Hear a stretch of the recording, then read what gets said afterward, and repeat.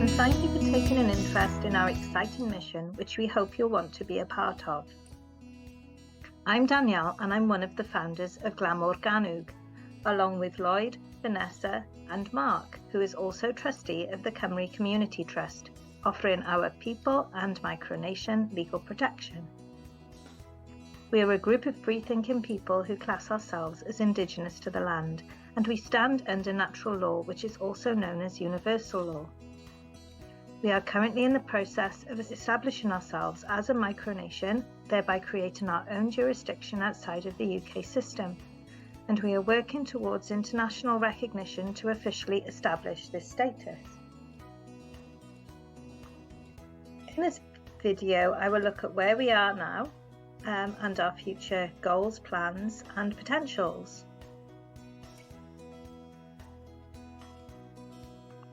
So where we are now, we are currently holding regular gatherings, workshops, founders and council meetings and other events, mostly focusing upon building the community and encouraging support and trade between us. On education, rather than indoctrination into what society wants us to believe. We feel we provide good quality and well-researched information, much of which is not easily accessed in the mainstream, and particularly in the fields of empowering ourselves in health, law, meeting our own needs, and understanding our true heritage. We do this through workshops, talks, outings, and providing a book and library service. Through Cymru Community Trust, we also assist with wrongdoing, such as financial obligations, invasions of privacy, and other violations of our human rights and erosion of our freedom, which assists us in moving forward with establishing our sovereignty.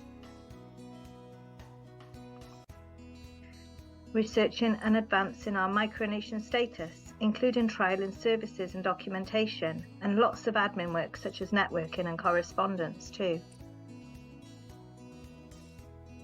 And lastly, bringing some fun and enjoyment back into our lives, because waking up to what is really going on can not only be very isolating for some people, but it can also take the fun out of life as it all gets so serious when we see a hidden agenda in everything. So we feel this is important after the years of suppression, judgment and tyranny that we have experienced. Obviously, our focus will change as we move forward and grow, and we are planning to offer a lot more.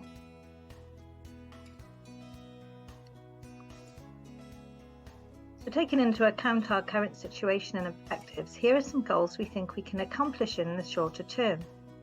We are currently renting community and events halls to meet up and hold events, so our first priority is to achieve our own space or land with space for workshops and gatherings and a cafe and sales area. Then we can start providing some of the extended services we'd like to offer to the wider community, such as homeschool and toddler groups and activities for the elderly maybe. This would incorporate a natural health centre with therapy rooms for hire by the nation's therapists and training in the biological laws as in our constitution. Community gardens or a network of allotments to enable food exchanges and growing the food for the people in the community. Launching our own cryptocurrency that can gain value backed upon our assets, which I will explain shortly. And other national services such as the international postal system that we've been trialling with great success and will hopefully be ready to launch once we have the relevant documentation in place. And supporting key roles that are required in the administration of the micronation, because we're currently limited to what people in voluntary roles can achieve alongside their full-time employment within the UK system. So, based upon our current future vision, I'm going to share some future potentials and aspirations with you. Bear in mind that the success and scale of our future potential is dependent on the number of people who become involved, and it also heavily is reliant upon the type of people who become involved and their areas of expertise. With enough movers and shakers with a willingness to share the responsibility and workload of moving the nation forward, we believe anything is achievable. So, our longer-term future potential could be owning our own land, which would potentially be a cooperative buy. This could provide organic farming of organic food and maybe incorporate a national or civic centre on the land.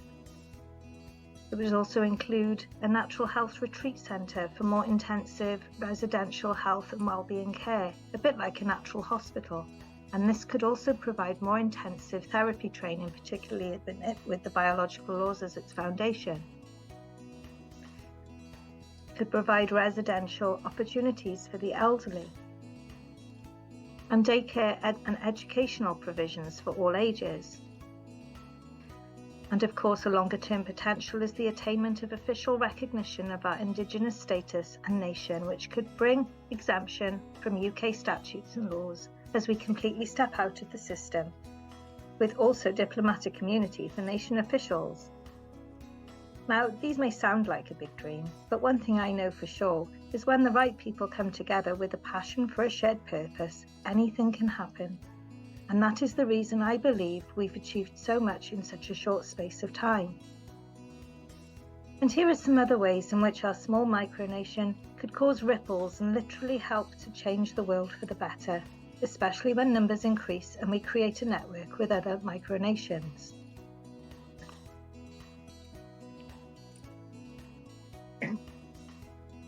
We could potentially hold grand juries of 13 to 25 members under our own jurisdiction, making decisions regarding wrongs that are being caused to the people or to mankind as a whole. An example of this is in Indonesia, where Blair and Bush have been found guilty of war crimes. So if they enter Indonesian jurisdiction, they can be arrested. I'm sure we can think of a lot more people we would like to indict in this way. We are already exercising strength in numbers in joint legal cases, such as our campaign to stop fluoride being added to our drinking water. In the same way, we could boycott certain businesses that are unethical or are forcing rules that we do not agree with, such as cashless payments or nonsensical or discriminating rules. As our numbers grow, this action could make a sufficient impact in the profits of these companies, particularly if this is adopted by other communities that we are networking with, and the companies that don't have these sorts of rules in place will benefit.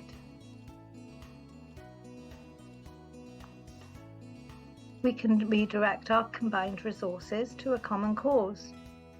Did you know that the average spend of someone going to a protest is around £50? Well, around 1 million people attended London protests each month during 2020 and 2021. Whilst going to protests is empowering and makes a point, what if 10% of these people were in our nation and we agreed that the money that all those people would have spent attending a protest was pooled?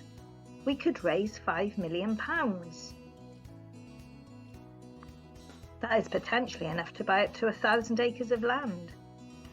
If these protests were monthly, we could buy 1,000 acres per month, and after just 20 months we could own 20,000 acres of land, enough to supply 100% of the fruit and veg needs of the nation of 100,000 people, and we would quickly become one of the largest landowners in Britain. This is a great example of how we could literally change the world with our very own little micronation. So now I'm going to give some examples of how other communities have pulled together and made a difference. First is a community group in Yorkshire. The Upper Dales Community Partnership, or UDCP, in Hawes is a non-for-profit company that began 20 years ago amid mass closures of facilities and depleting services to the area.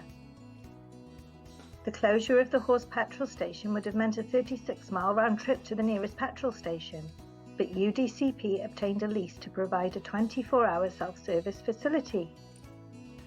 In 2011, they started their own bus service that brings in a revenue of £60,000 per year from the fares of roughly 65,000 passengers.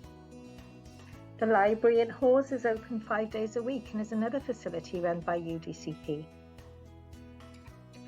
They employ 18 paid staff as well as 40 volunteers and have an annual turnover of around £350,000.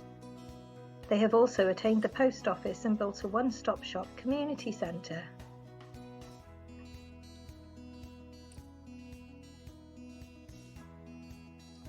The Hoe Street Central Bank took over the former Co-op Bank in Walthamstow. The HSCB is a bank that prints its own money, sells it for real tender and uses the proceeds to buy back debt. As well as raising money for local projects, HSCB aims to raise enough money to buy out £1 million of debt owned by people within the East 17 postcode. One of the delightful ironies of the undertaking is that the bank would only have to raise as little as £20,000 to buy out £1 million of local debt, because bad loans are often written down to a fraction of their face value in the secondary market. And this leads us on very nicely to establishing our own currency.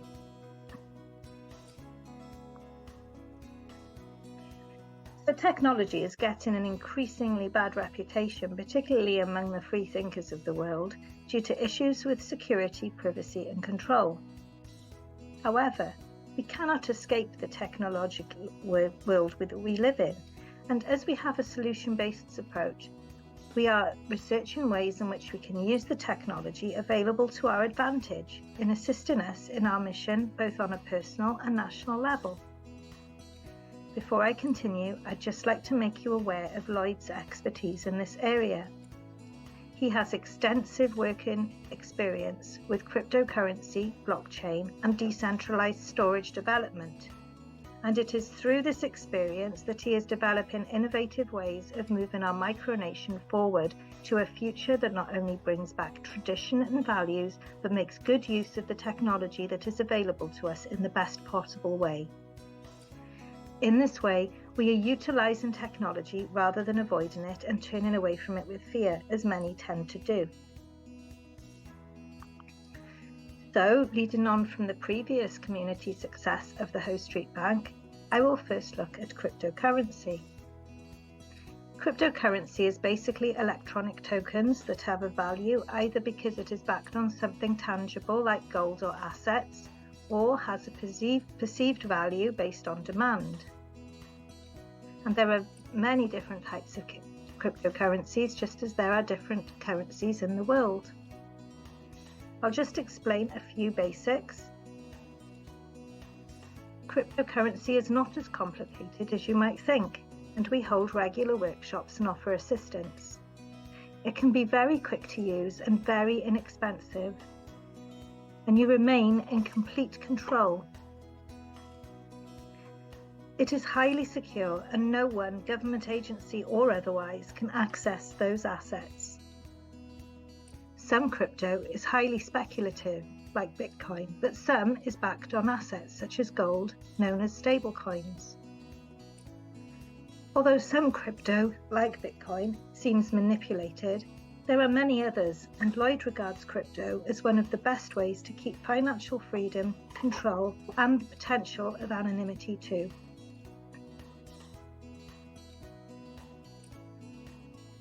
Using Lloyd's cryptocurrency development experience, when the time is right, we can launch our own crypto, which will be backed by the nation's assets and will therefore be a stablecoin. It will have value established upon its use and trade within the community, which is one of the reasons we encourage trade between us and the public. And it also helps businesses to grow. And this is the current aim of our regular community markets. As with HSCB, it could also be useful for buying and discharging debt. And if the central bank digital currency or CBDC rolls out, this will be a viable alternative for not only use within our micronation, but beyond too.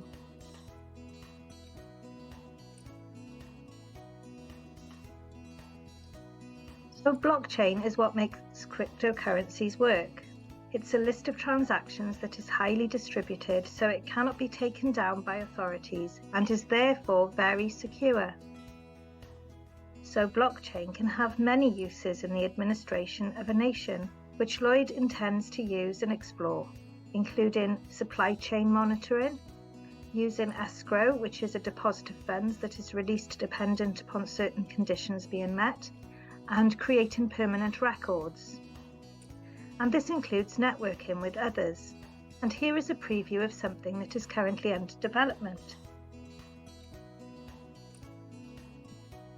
The Fellowship of Indigenous Peoples, or FIP, is an exciting, innovative project that began as an idea I had and is now being developed further by Lloyd, using his experience of blockchain development, and this is also facilitated by a founder of another Indigenous micronation we are aligned with called Glamorgan. This is for connecting other Indigenous communities, people, nations, individuals, and it's open to all. All documents are to be open sourced under license, which means that others are free to copy and even make their own contributions and suggestions for improvement. Relationships between micronations and Indigenous people are declared on the blockchain, a permanent record that cannot be disputed or revoked. Each nation only aligns with a set of principles as set out in a Memorandum of Understanding. So there is no overarching authority as they join by alignment and not by approval. It should be resistant to abuse then, since anyone can also unalign or revoke their relationship in the event that anyone joins that behaves inappropriately. Again, this would have permanent record on the blockchain for others to see. This means the fellowship itself is more like a cobweb rather than a pyramid as other organisations are.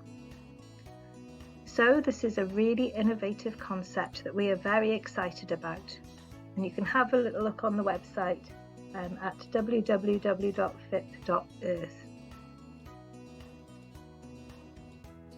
As well as being part of all this great potential, there are many benefits you to receive straight away if you become a citizen of Glamorgannwg, so I encourage you to look at the video of the benefits of becoming a citizen as well.